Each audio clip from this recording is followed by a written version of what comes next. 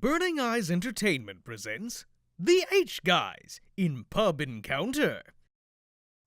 Alright, let's get this fucking train wreck back on track. Beyond cause and effect. Okay. With the same shadowy smile, Pat... Why is this a separate chapter? It just picks up exactly where it left off. I don't know. With the same shadowy smile, for drama. Because if you play this by chapter, if you stop, then it'll be like It's like a to what's be going to continued. Artificial. With the same shadowy smile pasted on his face, the man continued speaking. There's a difference between a legitimate cliffhanger and just ending too early. Well, I will say that chapter was going on for a while. True. Came here to deliver a message, but this is an unexpected surprise. A message from the man that you love. Perhaps I speak too soon. Mamoru sent a message to me. No, whatever. I felt a strange discomfort. Would Mamoru really ask for me after what he'd said, that it was all an illusion? But it wouldn't be a lie. But it would be a lie if I said I wasn't interested. The man I had been following was by now long gone.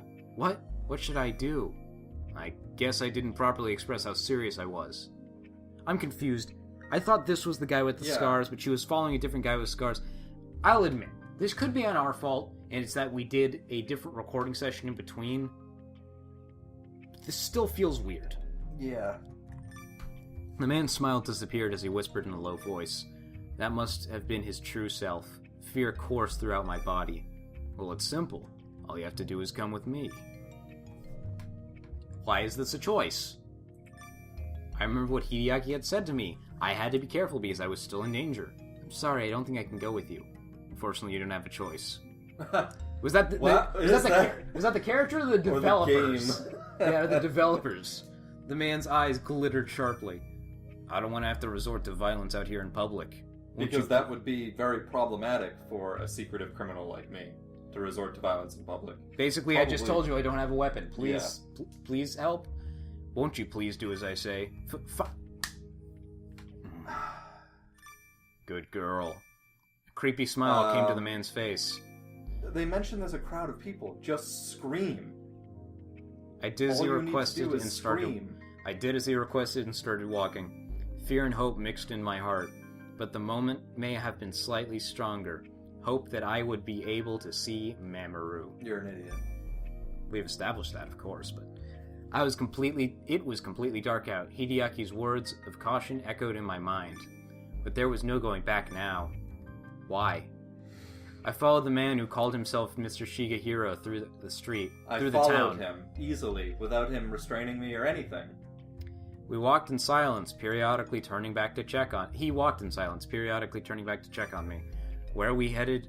Were we headed toward the park? Maybe Mamoru was there. Maybe this creepy old man is just taking me to the park. Nothing bad happens in a park, ever. I took my cell phone out of my bag and brought up Hideaki's number, like you should have done before. I then quietly slipped the phone into my coat pocket. I grabbed the phone in my hand, ready to press the call button at a moment's notice. Press it now. Yeah, You're being kidnapped. When we'd gotten near the park, the man suddenly stopped and turned around. Girl. Yes? At that moment, there was the sound of vibration as the man took out his phone. Excuse me.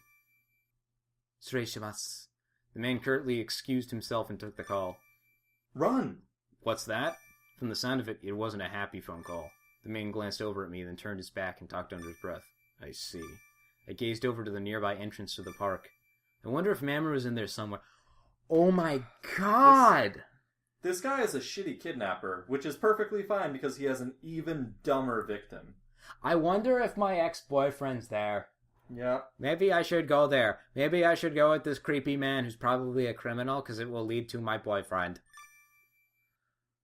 The memory of the last time I'd seen him floated into the back of my mind. He'd cried bearing some heavy burden. Tim Burton. Heavy burden.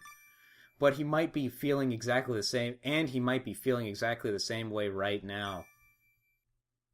At that thought, I became too agitated to stay still and started to move. I ran towards the park. And the kidnapper apparently didn't do anything. Through the gaps in the trees, I could see Mamoru. At last, we could meet again.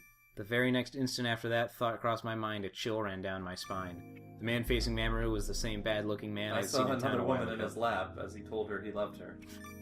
A man that almost certainly knew about the crimes of Mamoru's past. Cloaked in darkness, I silently moved into the outskirts of the park. Oh, because she's a fucking La Sombra now. You can't make a reference that obscure. And besides, they're not the only ones that have obfuscate. At the entrance to the park, I stood still. The two men's arguing voices echoed glaringly in the quiet park. Well, aren't you a man of leisure? I never expected to bump into you here. And I don't like your perverted interests. The girl has nothing to do with this. What are you so upset about, Mamoru? Wasn't she another one of your playthings? You're not making any sense. I know. Yes.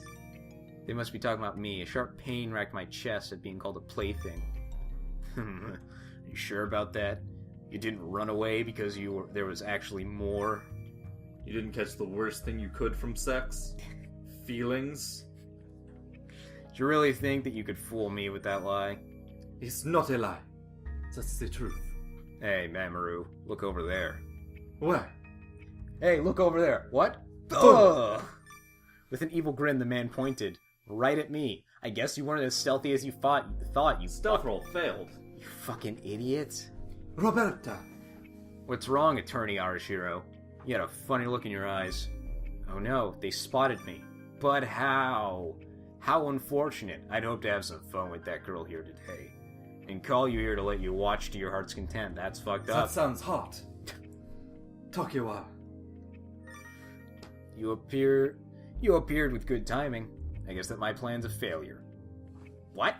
The man I sent to kidnap you was incompetent. You're only slightly more competent, but... What did he mean? Was that Shigehiro guy one of this man's henchmen? But though he sounded old, the man Tokiwa was definitely younger, the same age as Mamoru. As I stood there thinking in a daze, thinking does that, puts her in a daze. As I stood there thinking in a daze, I heard a voice from behind. There you are, girl. My arm was suddenly yanked from behind. Stop that. Mamoru came running over to me. Tetsuya, let her go. Mamoru, I'm sorry, but this is Tokiwa's order.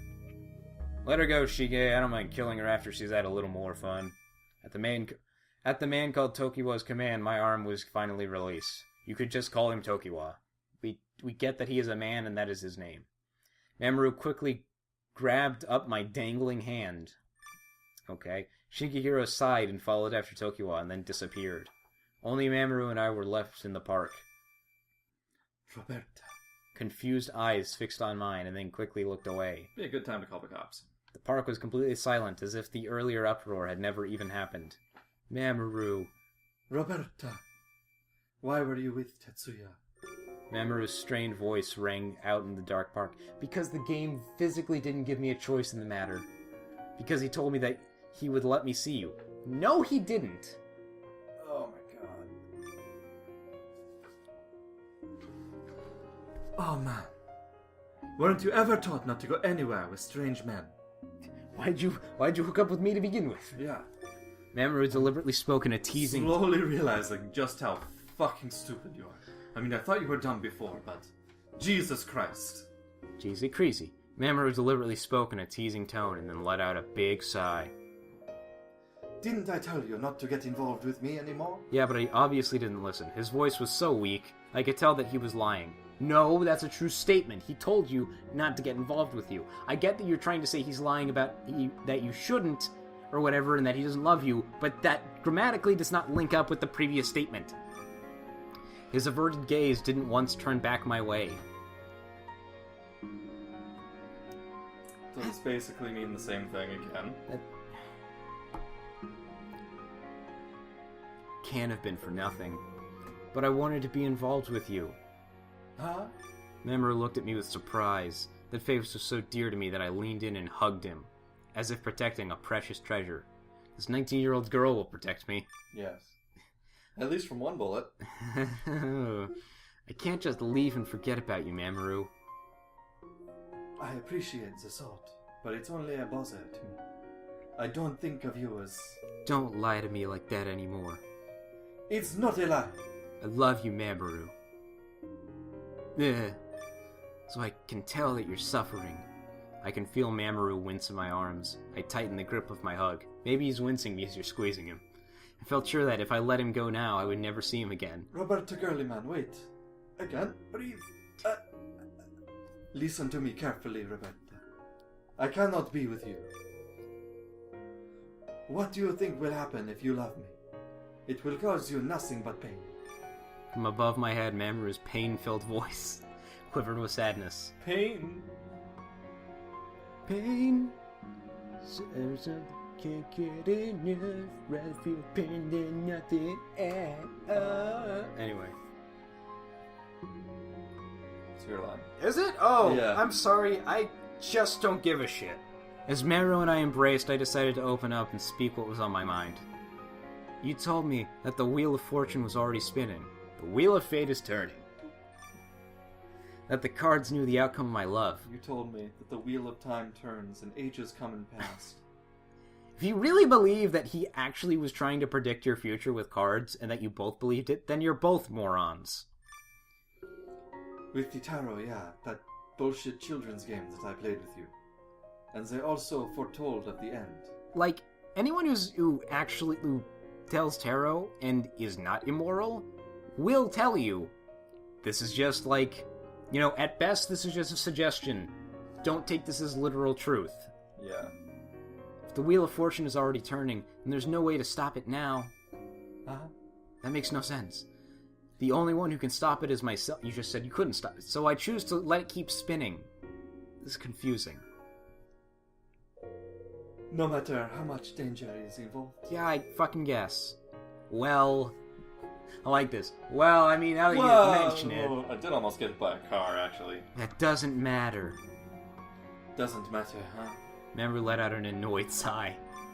He pulled away from me and then put his hands on my shoulders as if talking to a child, which he kind of is. He peered into my Compared face. to him, yeah. He peered into my face with a serious look. You were a target to be killed. You were almost hit by that car. If I hadn't been there just now, too, you could have... Mamoru's sentence dropped I off. want to make it very clear. People are trying to kill you actively. Mamoru's sentence dropped off. His face twisted with pain. Please, don't make that face. At that moment I realized just how important this man was to me. As he continually tells me to stop. Wanting him to understand, I moved closer, so close our foreheads could touch, but don't. When I blinked, tears threatened to overflow, but I bravely held them back. Please, Mamoru, don't lie to me anymore. If you're suffering, then tell me so, and I'll accept that. Don't. I didn't know how long we stared into each other's eyes. Mamoru's hand touched my cheek. Roberta. The cool palm was faintly trembling. I watched as Mamoru's eyes fluttered shut and then closed my own eyes as well. Something cold brushed my lips, and from that chill, something warm blossomed within me.